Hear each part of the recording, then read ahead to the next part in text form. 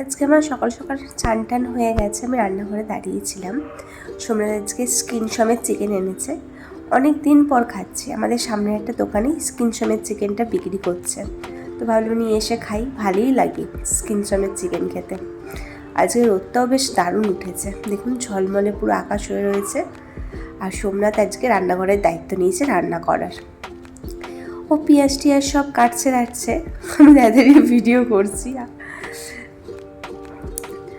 চিকেনটা ম্যারিনেট করে এরকমভাবে প্লাস্টিকে মুড়ে রেখেছে, আর এদিকে ফোড়ন টোড়ন দিচ্ছে কড়াইতে। আলু টালু সব কেটে কুটেই রেখেছে ভাজবে টাজবে বলে। ওই যে করুক, আমি একটু ভিডিওটা বানাই দাঁড়িয়ে। এ দেখুন আলুটা মোটামুটি কষা হয়ে গেছে, রান্নাটা করুক। আমি ঘর থেকে বরং আমার জামা প্যান্টগুলো একটু গুছিয়ে আসি। অনেকদিন ধরে গোছাবো করে আর গোছানো হচ্ছে না। ভাবলাম আজকে একটু গুছিয়ে নিই, নাহলে আরোই গোছানো হবে না। আজকে একটু হাতে সময় আছে, সোমনাথ ওই রান্নাঘরের দিকটা সামলাচ্ছে, রান্নাটা করছে, করুক। আমি এইদিকে জামা কাপড়গুলো সব গুছিয়ে নিই। প্রতিদিন পরি আর এরকম ঠাল হয়ে যায়, গোছানো হয় না। মাঝে মাঝে এরকম রান্নাঘরের দায়িত্ব নিলে আমার এই দিকের কাজগুলো বেশ তাড়াতাড়ি হয়ে যায়।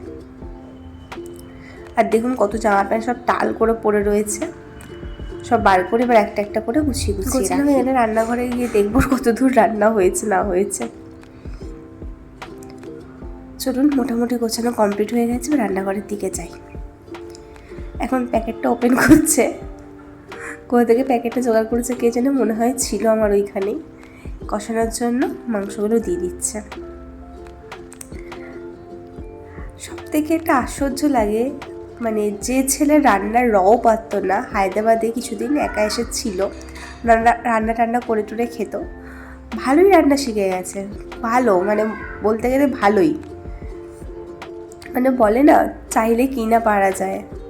ও রান্নার কিচ্ছু পারতো না, কোনোদিন খুন্তি পর্যন্ত ধরেনি, সে এত সুন্দর রান্না করছে। আমাকে বলছে টেস্ট করো, আমি কষা মাংস দিচ্ছি। আমি বলছি দাও।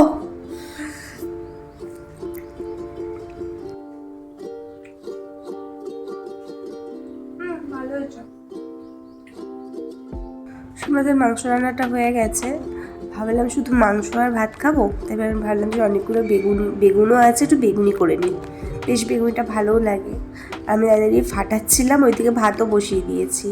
গরম গরম ভাতও হয়ে যাবে আর বেগুনিও হয়ে যাবে। এটা গরম হয়ে গেছে, বেগুনিগুলো ছেড়ে দিচ্ছি, দেখি ফুলে নাকি।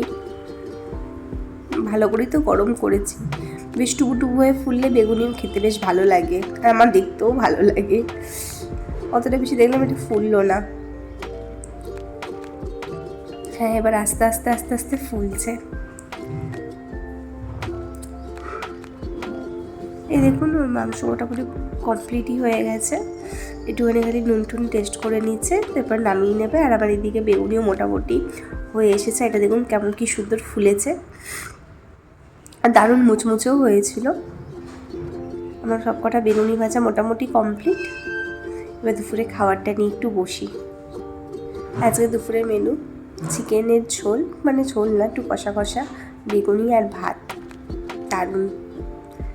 খেয়ে নিই দুপুরের খাবারটা। বিকেলবেলা ঘুরতে বেরিয়েছিলাম, বিকেলবেলা আর ভিডিও মানে বেরোনোর সময় আর ভিডিও করা হয়নি, এই মাঝ রাস্তা থেকে ভিডিও করছি। সব থেকে অটোটা দেখুন, অটোটা বুক করেছিলাম, টোটো মতো করে এসেছে, মাঝখানটা এরকম ফাঁকা, পিছনে খালি দুটোই সিট আছে, এরকম সাইড মাইড সব ওপেন, হেভি। আর এই রাস্তাটার ভিডিও আমি সকালবেলায় দিই, সকালবেলাতে আপনারা অনেকবারই প্রায়ই দেখেছেন আমার এই রাস্তার ভিডিও, কিন্তু রাতের দেখুন পুরোপুরি চেঞ্জ লাগছে। এত আলো, মানে এই দোকানগুলোতেই এত আলো টালো দিয়েছে, খুব সুন্দর লাগছিল। আমার হায়দ্রাবাদে দিনের বেলার থেকেও রাত মানে সন্ধ্যেবেলা ঘুরতে ভালো লাগে। আর এই দেখুন তানিক্সে হিরে পাওয়া যায় বলে কি লাইটিংও হিরের মতন চকমক চকমক দিয়েছে। এটা আমি আর কি মেরে বললাম, কিন্তু খুব সুন্দর লাগছিলো লাইটিংটা। আমাদের ঘোরা টোরা হয়ে গেছিলো, এবার বাড়ির দিকেই যাচ্ছিলাম। ওইদিকে সামনে একটা মন্দিরও ছিল, আস্তে আস্তে বাড়ির দিকেই যাচ্ছি। আর এত সুন্দর লাগছে সারা দিকটা, দেখুন দোকানপাটের আলো, লাইটিং। আজকের ভিডিওটি এখানেই শেষ করছি, দেখা হবে নতুন ভিডিওর সঙ্গে।